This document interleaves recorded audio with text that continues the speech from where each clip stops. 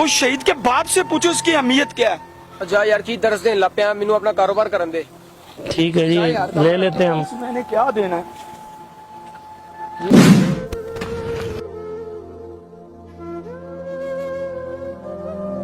क्या हुआ? परचम बचाते हुए आपको चोट लग गई? चोटें तो 1947 में भी लगी थी, जब हम इस मुल्क के हसूल के लिए लाखों जानों के नजराने पेश कर रहे थे। अस्सलाम वालेकुम। वालेकुम सलाम साहब। क्या हाल है झंडे वाले भाई? ठीक ठाक साहब जी। किस तरह है ये झंडा? साहब जी ये 50 रुपए का है। ठीक है। और नीचे जो झंडियाँ मेरे पास पड़ी हुई है हमने ये बड़ा झंडा लेना है। बड़ा लेना है? ये कितने का यार ये वाला बड़ा? 750 रुपए का साहब जी। 750 का? बड़ा झंडा साहब जी। यार 750 बहुत ज्यादा मांग रहे हो, कपड़े का तो बना हुआ है ये। साहब जी क्या कहा? मैंने बोला कपड़े का बना हुआ है कपड़े ये। का बना हुआ है।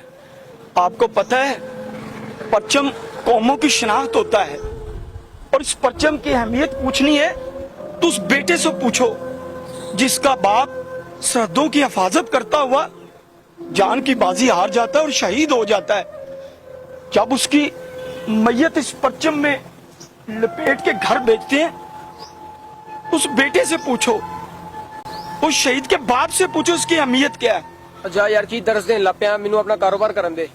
ठीक है जी, ले लेते हैं हम। मैंने क्या देना है। जी साहब जी। ठीक है, दे दो यार। देखिए साहब जी कितना बड़ा झंडा है। ठीक है, ले लो, ले लो।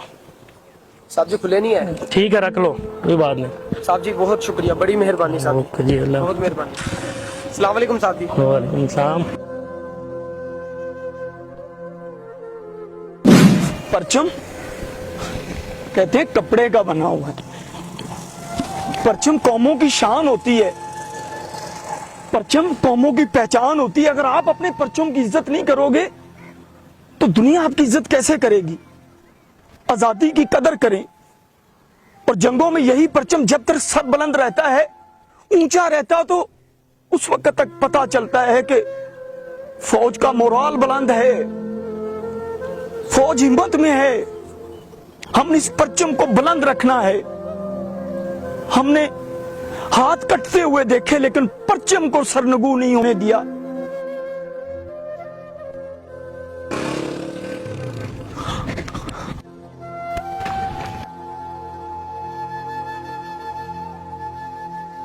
क्या हुआ? परचम बचाते हुए आपको चोट लग गई? हमारी जिंदगी से कीमती है, हमारी जिंदगी परचम से कीमती नहीं है।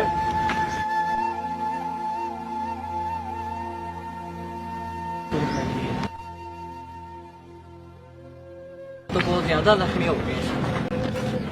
ये परचम हमारी जिंदगी से ज्यादा कीमती है, ये हमारी सलामती की निशानी है।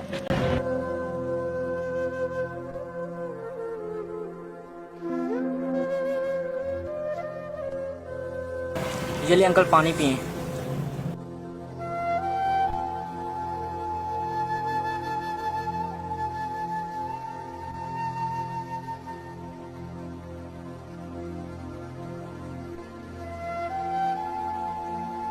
आपको तो काफी चोटें लगी हैं, आपको हॉस्पिटल ले चलें?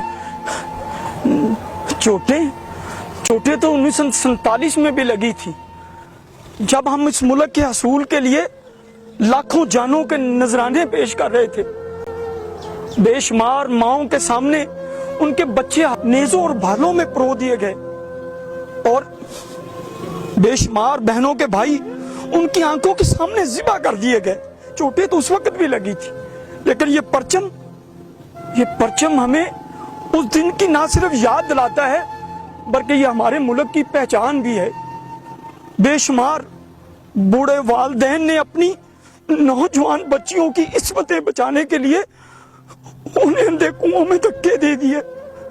सुहागनों के सुहाग उनकी आंखों के सामने ज़िबा कर दिए। हमने इस मुल्क की बहुत कीमत अदा की है, हमने इस मुल्क की बहुत कीमत अदा की है।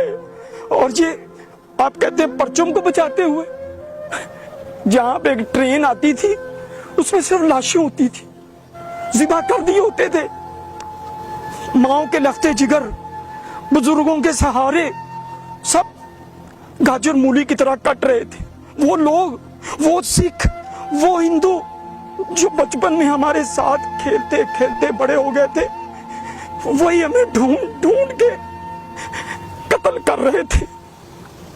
और हम कत्ल हो रहे थे, हम शहीद हो रहे थे एक आजाद मुल्क के लिए, एक आजाद वतन के लिए, उस वतन के लिए कि जिसमें महमूद और अयाज ने एक ही साहब में खड़े हो जाना था, जिसका मकसद ला इलाहा इल्लल्लाह मुहम्मद रसूलुल्लाह सल्लल्लाहु अलैहि वसल्लम था। हमने वो जुल्म सहा और इस परचम को हमने हासिल कर लिया। और ये परचम इंशाअल्लाह सारी जिंदगी क़यामत तक सरबुलंद रहेगा। और रही ऐसी चोटें, ये कुछ भी नहीं है, ये कुछ भी नहीं है। बस अपने वतन का ख्याल करो। हम इस कश्ती को बड़ी मुश्किल से भंवर से निकाल के लाए। 14 अगस्त हमने किस तरह मनाई? किसी को पता है 14 अगस्त क्या है? तो उसकी गहराई में क्या किया हमारे बच्चों ने? आप भी साथ ही थे, मैं भी साथ ही था। मुंह इनके रंग दिए, झंडी, वो पता नहीं क्या क्या हमने इनको ले दिया। हमारे बच्चों ने हजरत वो गाड़ियों के सलेंसर निकाल के सारा दिन लोगों के कान खाए ना। क्या ये आजादी है? जब हम इंडिया से पाकिस्तान मुहाजिर होके आए थे ना, तो हमारी गुर्बत का ये आलम था कि सारा बचपन कभी मैंने शलवार नहीं पहनी थी। माँ कमीज इतनी लंबी सिलवा के देती थी कि हम शलवार का काम भी कमीज से लिया करते थे। ये था हजरत 14 अगस्त। उनकी रूहें भी कब्रों में तड़पती होगी जिन्होंने हिजरत की थी। और कभी को बाबा मिल जाए ना यहाँ बैठा, उसको कहना यार बताओ 14 अगस्त को हुआ क्या क्या था।